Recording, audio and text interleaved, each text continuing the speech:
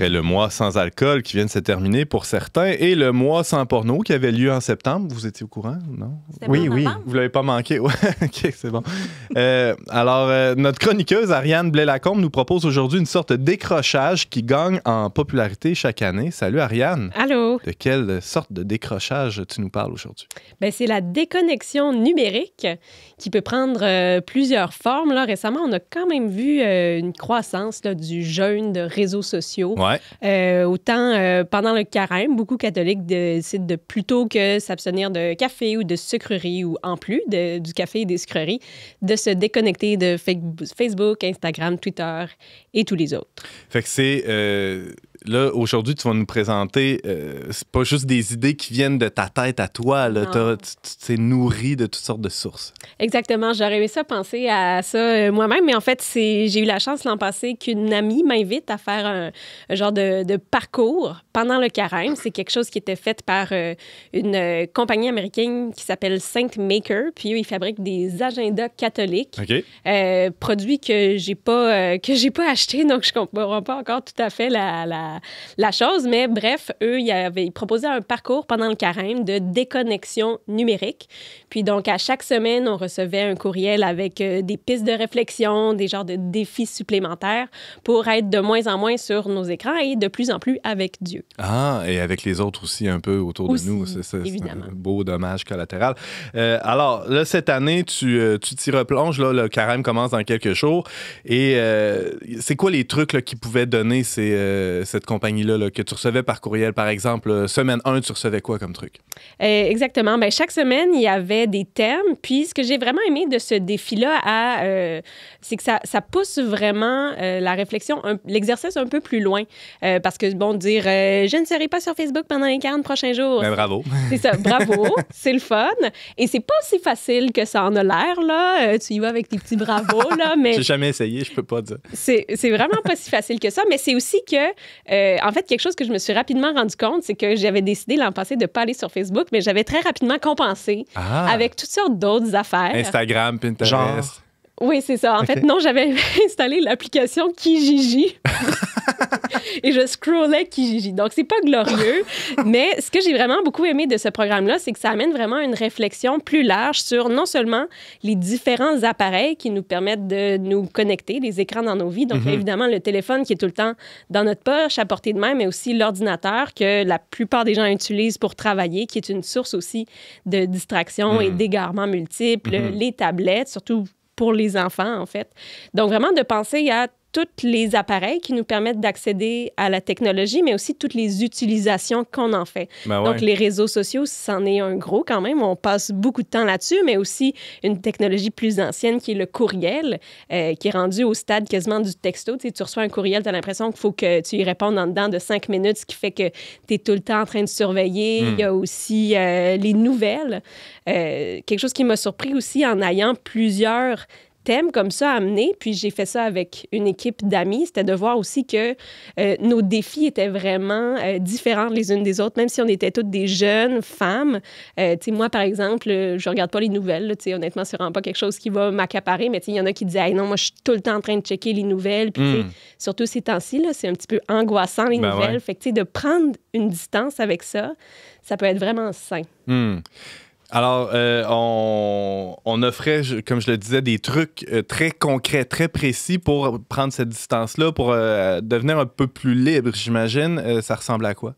Ben, des genres de trucs qui ont été vraiment utiles, bien évidemment, c'est de se mettre des limites. Donc, on peut y aller avec des limites assez draconiennes, là, genre, je n'irai pas du tout sur Facebook pendant le carême ou je me fixe 4 moments dans la journée où je peux regarder mes courriels. Le reste du temps, ben ça va attendre. Il y a différents types de limites, donc des limites plus d'utilisation, d'activité, ou par exemple, j'avais une amie qui avait un défi particulier avec le magasinage en ligne. Donc, elle disait plutôt qu'être comme constamment en train de magasiner, mais je me fixe à chaque 2 semaines un moment où je peux magasiner, faire mes achats, un peu comme quand on se déplaçait. Ben ouais. On se déplace encore dans un centre d'achat. Dans l'ancien temps où on se servait de nos jambes, là, cette affaire-là, ouais. C'est ça. Fait que ça peut être des limites comme ça. Il peut aussi avoir des limites temporelles ou des limites spatiales. Ça, moi, c'est des trucs que j'ai vraiment beaucoup aimés. Donc, le Comme défi quoi? disait d'emblée, pendant le carême, pas de téléphone dans la chambre à coucher ni à la salle de bain. Hi. Parce que c'est vraiment une habitude que beaucoup de gens ont. Donc, de dire, on va se garder des espaces où il n'y a pas de téléphone. Ou encore, au contraire, si on travaille avec un ordinateur, de dire, ben, je vais limiter l'utilisation de mon ordinateur à mon bureau de travail. Je ne l'amènerai pas justement dans ma chambre le soir pour écouter du Netflix jusqu'à 2 heures du matin. D'être capable de mettre des limites. Mais aussi, ça peut être des limites, par exemple, des limites temporelles. On pourrait, par exemple, mettre un timer sur notre Wi-Fi pour qu'il soit fermé entre 7 heures le soir et 7 heures le matin parce que, honnêtement, les chances qu'on ait comme un courriel urgent à 9 heures le soir sont relativement faibles pour la plupart d'entre nous. Fait que c'est l'idée de moduler un peu le défi. C'était toujours comme ça. Les courriels, c'était toujours amené avec une réflexion, nous amener à décider nous-mêmes de ce qu'on allait mettre ou pas mettre pour vraiment avoir un défi propre à nous. Puis un truc personnellement que j'ai fait puis que j'ai essayé de garder durant toute l'année parce que c'est toujours un peu ça, le carême. Hein? On prend des bonnes résolutions au début puis on dit « Oh yes, cette année, je vais continuer, même passer Pâques. » Mais c'était justement de ne pas avoir le téléphone tout le temps dans sa poche, de lui donner un lieu. Puis comme avant, effectivement, les téléphones qui étaient branchés dans le mur, si tu as besoin de faire quelque chose sur ton téléphone, tu vas aller physiquement à l'endroit de ton cellulaire, tu vas faire ce que tu as besoin de faire. Puis quand quelqu'un t'appelle ailleurs, ben, tu vas laisser le cellulaire là, puis tu vas y aller seul et plus libre, puis tu vas être plus à même de te consacrer vraiment à ce que tu as à faire. C'est intéressant parce que ça révèle ce que tu racontes là, toute la frontière entre la vie publique, la vie privée, le travail, la vie professionnelle, la vie personnelle, tout ça, cette frontière-là est devenue de plus en plus poreuse, entre autres avec ces outils-là. Et là, de faire le ménage, là, entre guillemets, dans notre rapport aux technologies, ça risque de faire du ménage aussi jusque dans cette frontière-là qui est si difficile à établir entre les différentes sphères de notre vie. Oui, c'est clair. Puis c'est un sujet aussi qui gagne en popularité, là, le genre de droit à la déconnexion des personnes par rapport à leur employeur, de dire c'est pas parce que j'ai un cellulaire que mon employeur devrait être capable de me rejoindre 24/7. Et s'attendre à une réponse immédiate. Exact. Ouais. Les courriels, en fait, je me rends compte que souvent les courriels qu'on reçoit, ils peuvent attendre. On dirait que c'est comme, c'est convenu socialement, mais c'est aussi un peu auto-imposé l'idée que il faut que je sois vraiment instantanément là, dans ces autres lieux plutôt qu'être ici en train de faire quelque chose d'autre. Ariane, je viens de soulever un des inconvénients là, liés aux technologies, aux nouvelles technologies, entre autres. Il y en a plein d'autres. Là. Il y a une forme d'addiction qui peut vraiment se développer. Des fois, on s'en rend pas trop compte, c'est un peu insidieux, mais on devient carrément dépendant de ces outils-là, qui devraient être des outils, justement, c'est eux qui devraient nous servir et non l'inverse. Hein. Ah non, clairement. Puis je pense que de s'adonner à cet exercice-là, ça nous permet de voir qu'on n'a peut-être pas une relation aussi détachée qu'on le pense avec les outils. Qui est le maître, qui est l'esclave, c'est pas toujours aussi clair. Hein. Exactement. Puis aussi que... Ouais, c'est ça. Ben, j'étais curieux de savoir c'est quoi je voyais dans tes notes, il y a il se passe quelque chose même jusque dans notre cerveau hein, avec notre utilisation de nos cellulaires. Moi, je sais très bien quand je joue à Tetris, c'est comme je peux pas arrêter. Là. C'est très difficile d'arrêter. Non, c'est ça. Puis moi, j'ai pas peur de parler d'addiction quand on parle des réseaux sociaux puis des appareils technologiques parce qu'en fait, il y a des études là, qui montrent que vraiment les réseaux sociaux, les appareils technologiques peuvent créer une réelle addiction, qu'en fait, il y a des gens qui sont payés pour designer des designs puis des fonctionnalités qui vont toujours plus nous happer, nous intéresser, faire qu'on va avoir de plus en plus de difficultés à sortir de ça. Puis c'est parce que ça va aller sécréter dans le cerveau de la dopamine, qui est la même hormone qui entre en jeu dans les addictions aux drogues ou dans les addictions aux jeux. Puis en fait, en préparation de la technique, j'ai pensé à ça. Puis tu sais, les machines à sous, tu sais, les gens qui sont accros aux machines à sous puis qui vont puis qui font juste constamment l'actionner. Puis le mouvement mécanique, ça me faisait vraiment penser au mouvement qu'on a quand on scroll sur notre téléphone pour dire, puis ça, c'est prouvé que c'est une fonctionnalité qui a complètement changé notre rapport à la technologie, parce que si on regarde un CD ou un DVD ou un livre... Un journal, tu sais, il y a toujours un début puis une fin. Tu sais, moi, chez ma mère, il y a encore un VHS, fait que mes enfants sont capables de mettre la cassette, mais tu sais, il y a une fin à la cassette, puis il faut la rembobiner, puis des fois, juste le fait d'avoir cette pause-là, ça nous permet de comme revenir puis passer à autre chose. Mais d'avoir le infinite scroll, tu sais, de faire que les vidéos YouTube ou Netflix s'enchaînent sans arrêt, ça fait que tu perds un peu le contrôle puis tu rentres là-dedans. Puis c'est vraiment comme...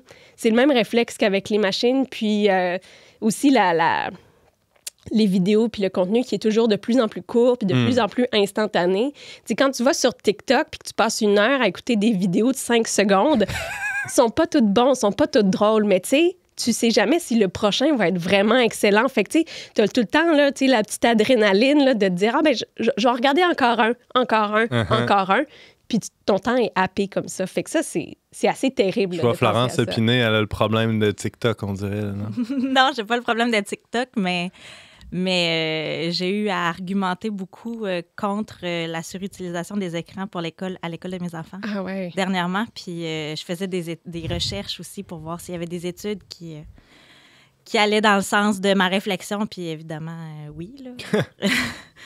Mais il paraît que les gens à Silicon Valley qui conçoivent ces choses-là ne les donnent pas à leurs enfants. Oui. Mais non, c'est ça. Parce qu'ils savent la nocivité de ça, donc ils gardent leurs enfants loin de ça, mais ils en vendent partout à travers le monde aux autres, par contre. C'est merveilleux. Aïe, aïe, aïe. C'est intéressant parce qu'Ariane, il nous reste 2 petites minutes à peine.